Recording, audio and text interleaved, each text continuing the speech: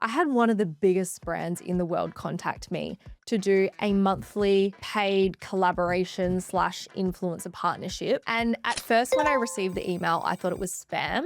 This is the email here. So I put up a story, add a question box for people to type in who they think the brand is. I had people comment L'Oreal a few times and Rolex was in there, which kind of makes sense because of beauty. And then the other side is watches in my life. But it was neither of those brands, unfortunately. What really got me about being invited to do something like this, like the money for me, it's not worth it, because making an extra $1,000 versus eroding the years of hard work that it's taken to build a premium brand. So if you wonder who the brand is, it's Hello and welcome back to another episode on the Beauty Industry Leaders podcast.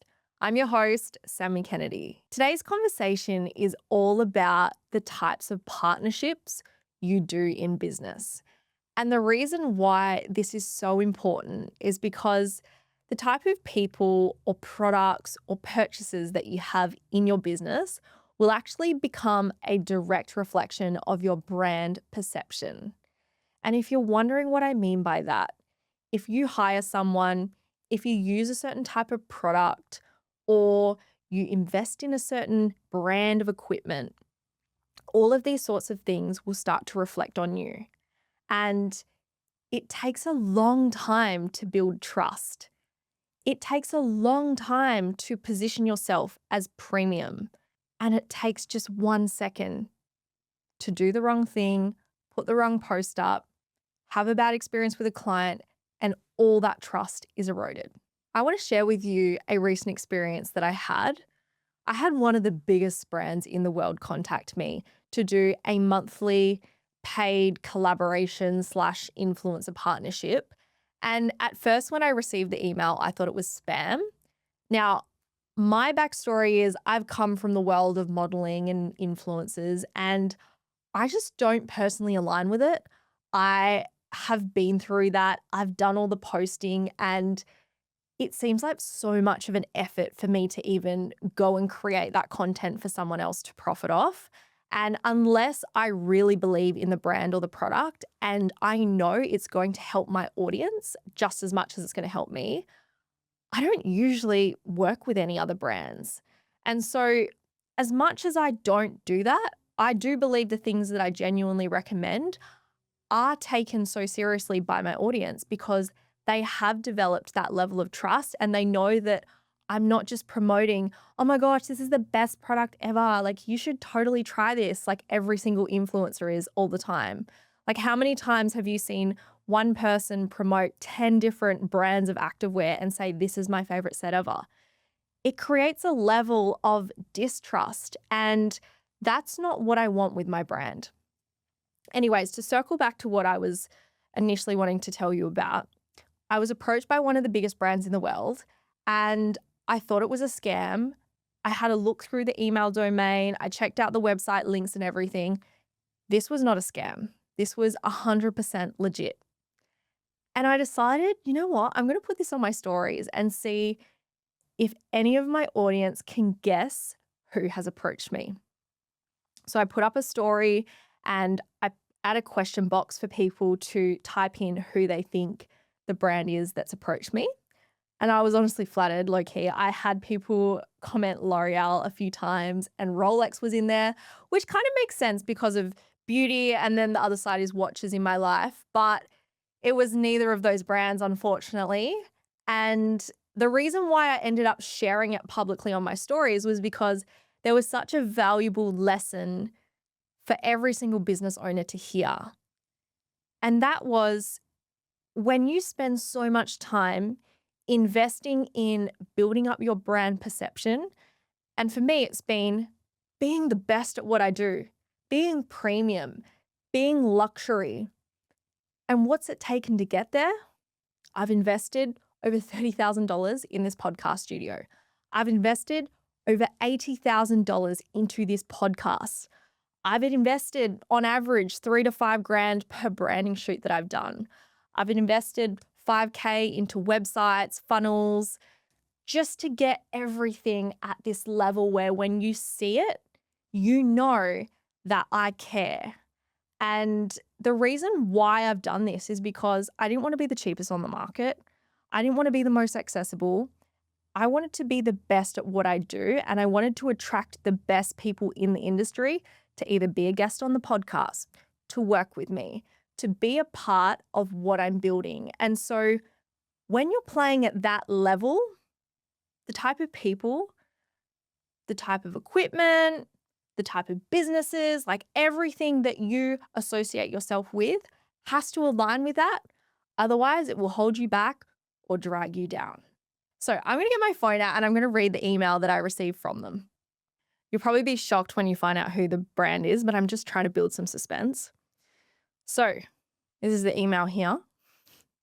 Hi, Sammy Kennedy Coach. We've been following your content on Instagram and would like to invite you to join Brand Influencer Program. We offer credit for free product samples on Brand and the opportunity to earn a monthly payment of up to $985 for potential future collaborations. To claim your free sample credit and learn more, please authorize and verify your social media account. So here's all the benefits that you can get. You can get up to 50% commission, up to $1,000 in sample products, up to $1,000 in cash incentives, and you have a diverse product pool to choose from every single month. So the idea is that you post content with their products, and through your affiliate link, if people purchase, you will make money back through a certain amount of views and exposure on Instagram as well. There's opportunities to make money. And look, in today's economy, who doesn't want to say no to more money, right? But this brand was just not aligned with how I wanted to be perceived and what I wanted to be associated with. So if you wonder who the brand is, it's Temu. Now, if you don't know who Temu is one of the biggest brands when it comes to dominating the market, being in front of your face on Facebook ads, and just offering the cheapest products you could possibly find. Like, I know so many of my clients who have Temu shopping addictions. They're buying all the latest, greatest things. The psychology of their app is insane. It's like going to a casino with slot machines where you've got all these countdown timers and spinning wheels, and you can get all these free products and discounts once you unlock a certain thing after spending a certain amount. Like, there's just so much going on in that app that encourages a lot of customers to purchase small things. Now, whether they're good quality or whether they're not, that's a different story. But what really got me about being invited to do something like this, like the money for me, it's not worth it, because making an extra $1,000 versus eroding the years of hard work that it's taken to build a premium brand. Like, how can you preach being premium? How can you preach being luxury? And then everything that you're buying and you're promoting is literally the cheapest on the market. It just wouldn't work. And it would create such a sense of distrust because you're saying one thing but then doing another, and those two things aren't marrying up. And so when I shared this lesson with my audience, I really thought about how this could be a valuable podcast episode for you to listen to, because there's going to be times in your business where you need to make decisions on what type of products you're going to stock.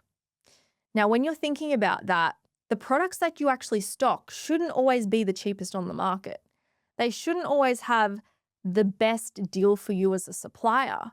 Because at the end of the day, if they have this benefit with a lower opening order, or you only have to order so many products, but it's actually not going to be the best for your clients, if it's not going to get them a result, or if it's not going to be good value, and it's going to actually cause more damage to the type of feedback you get from clients or the type of outcomes that you can achieve as a business, then sometimes taking those shortcuts is just not worth it. And so when you want to purchase a brand or bring it into your business, it's really important that you do your research and you don't just look at What products do they have and how much do they cost? Have a look at what type of results do they have? What are their values? What's their point of difference? How does this impact me as a brand? Am I going to be perceived as the Chanel or the Louis Vuitton or the Gucci, or am I going to be perceived as Kmart? Because different products will essentially position your brand in a completely different way. Now, I also understand, on the other hand, when you're trying to do something to be unique and you don't want to just offer the exact same thing as everyone else. So if you're starting out, then having an established named brand that everyone knows, that's amazing because you're able to leverage off all the trust that that brand has built. Now, as you have more cash flow coming into your business, you can look at different things. You might develop your own product, who knows? But in those early stages, you can actually lean on other brands in your business to increase the amount of trust and the brand perception that you have from the get-go. Now, as time goes on, you might want something else that differentiates you. And so once again, if you were sustainability based, if you didn't like any nasty chemicals or ingredients, then you might actually go find one brand that really aligns with those values and promotes everything that you stand for. And therefore, that's why you offer it. And this is perfect because not only are you just talking about the things that you stand for, but you also are offering this in a product form. Now, that's just one side of it. Like, products is just one part of the equation. The next is people. The type of people that you have in your business, whether they are staff, whether they are clients, or whether they are ambassadors, they will all play a specific role in how your brand is perceived. Now, if you have employees who are really friendly, really bubbly, really approachable, and that is the type of culture that you create in the business, that's who you hire, that's how you train them to approach clients, that's how the services feel, then you're going to create this beautiful brand perception of being bubbly, approachable, comfortable. Now, on the other hand, if you have people in your brand who are grumpy, miserable, deflating, then all of a sudden your brand might be great. You've invested so much into marketing, you've got all these premium products, but if the people are terrible, that's going to really bring down the brand, because if all your customers feel a negative way or have that negative association towards your brand, they're not going to want to come back. With ambassadors, don't just choose someone who has a lot of followers. Don't just pick an influencer who's been going viral lately, because you actually want to ensure that the people you pick to represent your brand actually use the product or the service. They share the same values, and they also have your target market in their audience. Let me just repeat that last one. They actually have your target market in their audience. Just because a female has a lot of followers and a lot of engagement, it doesn't always mean that her audience is going to share the type of people that you actually want to buy your product. And what I mean by this is I actually had an experience where I brought an influencer into my business. I was providing services to her, and I thought it was going to be amazing because she had 60,000 followers. She was into fitness. And once I understood what her audience demographics were, I was like, wow, okay, this is why I'm not getting any clients from it. It was majority, like I'm talking 80% of her following were male, and they were all aged 30 to 45. And so despite this influencer being so beautiful and being able to model the product really, really well, every time that she spoke about it on her stories or she posted out her ambassador link or anything like that, it really wasn't having that much of a chance at converting because the audience was not right. Now, looking back now, I would have gone, okay, who do I want to have as a client in my brand? And I would get really clear on that. Like, are they sporty? Are they a high performance worker? Are they a business owner? Are they a mum? What do they value? Do they value health and wellness? Do they value personal development? Do they value family time? Like, I would get so specific on who that exact person is that I would want as my client.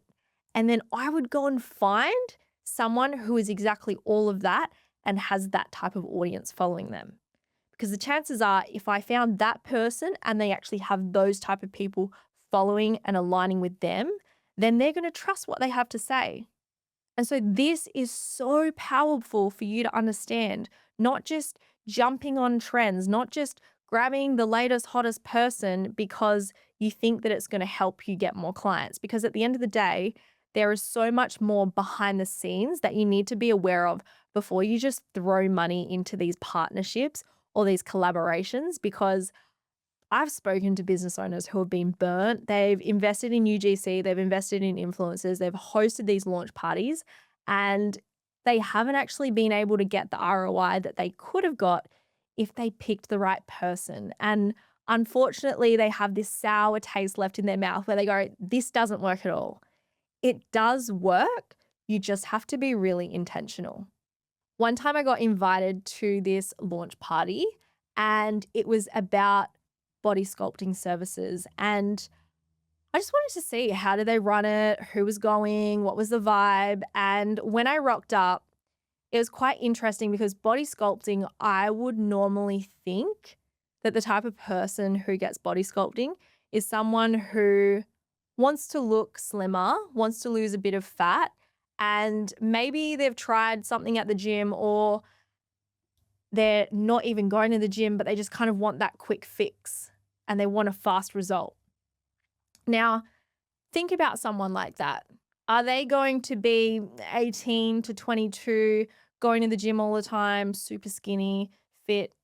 Or are they maybe going to be someone who has been suffering with endo, or maybe they've had kids and their post-recovery body is trying to get back into shape? Like, I don't know, just think about body sculpting. Like, it's not going to be the person who already looks like they don't need it. And so when I walked into this event, everyone there was basically 18 to 22, and they were so skinny, they were so fit, and they did not look like they needed body sculpting services at all. Now, I know that weight and looks and everything is such a touchy subject, but we are in the beauty industry, and I do believe that my point here is so valid because everyone that attended that launch night and had photos taken of them would have intimidated the type of client who truly wanted that service. Why? Because if that client who is feeling a little bit insecure or not feeling confident in their body, wanting to go get body sculpting, sees all of these picture perfect influencers, they're not going to go, oh, wow, I should definitely get this. They're going to see them, feel threatened, and go, well, if they're already looking like that and getting body sculpting, then I've got no chance. So this is another thing, like the type of people you invite to your events, the type of models that you use in your images, in your before and afters, in your content, they matter so much. I had another client who is a skin clinic, and she has incredible client results with pro-aging or anti-aging, whichever way you want to look at it. And prior to her understanding how marketing has changed so much, she was using these picture perfect, almost AI looking models. Like, you look at their skin, it's perfectly airbrushed, not one blemish, not one wrinkle in sight. And when you're trying to add your offer and you've got that image showcasing the offer, it's quite intimidating to people who maybe do have some wrinkles and feel like, oh, I actually need to get help. And what you want to do is be that first point of contact where they can see themselves almost like looking in a mirror and know that it's either possible for them to get a result because they've seen the before and after of someone who actually looks like them and is going through the same challenges and struggles, rather than just seeing the picture perfect, polished image. Now, I even had this in my own situation. I have really bad back knee, and it's been something I've struggled with for years. Now, I know that It's been a range of stress. It's been a range of some gym supplements, also the hair conditioner and things I was using. Thanks to the incredible guests I've had on this podcast and the friendships I've formed, I've been able to heal it, which has been really, really amazing and life-changing for my confidence. But when I was looking at skin clinics and thinking, who do I go to for help? When you see all these picture perfect models, you just don't relate to them. And you actually can't feel safe to even go there because you feel like you have to be at this certain level just to be able to, I don't know, start treatment, ask for help. And so the other side of all of this brand perception thing is sometimes you may be wanting to position yourself as premium and high end, but then you've also got to have this element where you are still human. And I know that you're probably feeling a little bit like, oh, okay, but how do I find that balance between being polished and being authentic? And I think the best way for me to describe it is there's going to be times in your life where you do want to show the polish, the final product. But I think there's also a lot of value in showcasing the journey behind the scenes to get to that final product. And so when you are promoting things in your business, don't just wait until you've got the picture perfect product, service, offer, course, training, whatever it is. Don't wait until it's ready to then start talking about it. Give little snippets, take people behind the scenes because that is the raw, real, and vulnerable stuff that will create this level of connection that you cannot otherwise get from just posting, hey, I'm taking on clients now. Hey, this is ready to buy. Now, I want to share one last thing that has really come to my attention in both starting the podcast studio and investing in equipment and also working with clients, specifically skin clinics, because there's this side where you know the investment into the equipment that you're making is massive. Like it might be thousands of dollars or hundreds of thousands of dollars, and it might be top of the range.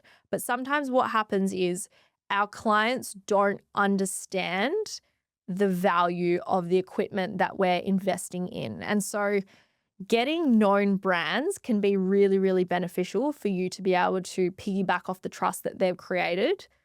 But the other side of it is sometimes we get super technical and we don't explain what's in it for the client. So I'll give you an example. I have invested so much money into the podcast studio. I have bought lighting. I have bought cameras. I have bought tripods. I've bought basically, it's called a roadcaster, but it's where all the audio channels plug into and you can record the audio for your podcasts.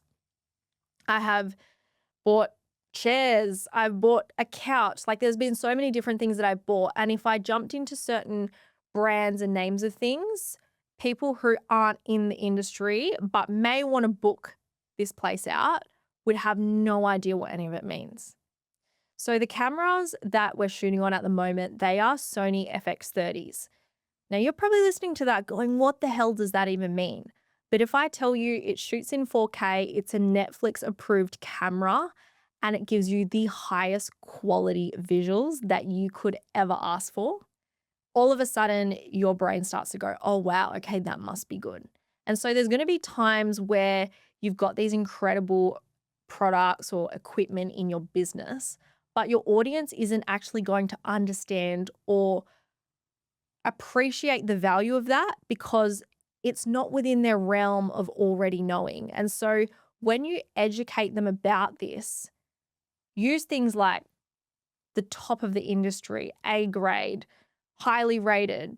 Like, is this not award winning? Has it been something that is used by doctors? Like all of these sorts of terms will help increase your credibility, but it will also establish that level of trust and understanding. And so when you go to bring these products or this equipment into your business, it's really important that you take the time to break it down into like a 5th grade reading level or below of what this actually means for the client, how it's either going to benefit them or get them a certain result. So once again, to recap on everything that we've spoken about in this episode, when you get approached by brands, or if you are looking to bring a brand into your business, If you're looking at hiring someone, if you are looking at bringing in an ambassador, if you're going to purchase a piece of equipment, it is really important that what you invest in does elevate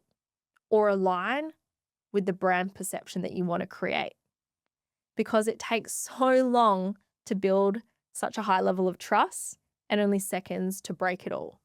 Now, as you've been listening to this episode, I hope that I've either triggered some thoughts or ideas for you to go away and implement in your own business.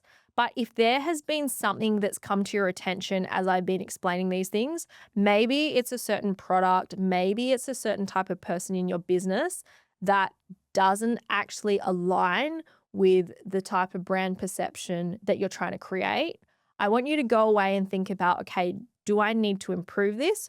Do I need to get rid of it? Or do I need to elevate or replace it? So don't just take all this information in and go, oh yeah, that's really good. Like I want you to think about, okay, how can I apply this to my business so that I can also elevate my brand perception and be the type of brand that my dream customers want to work with. Thank you so much for taking the time to listen into today's episode. I'm really looking forward to some of the guests that we have coming up. They are absolute experts at what they do. We've got someone from PR. We have a remuneration consultant coming on board. I'm trying to get in talks with our finance broker to bring him on. Like there's just so much that is happening in the realm of beauty industry leaders. So please, if you haven't already, make sure that you subscribe to the show, whether you're listening to it on podcast or you're watching this on YouTube. It makes the world of a difference when it comes to the type of guests we bring on and the support that we provide you as the business owner. Have an amazing week, and I will catch you for the next episode. Bye.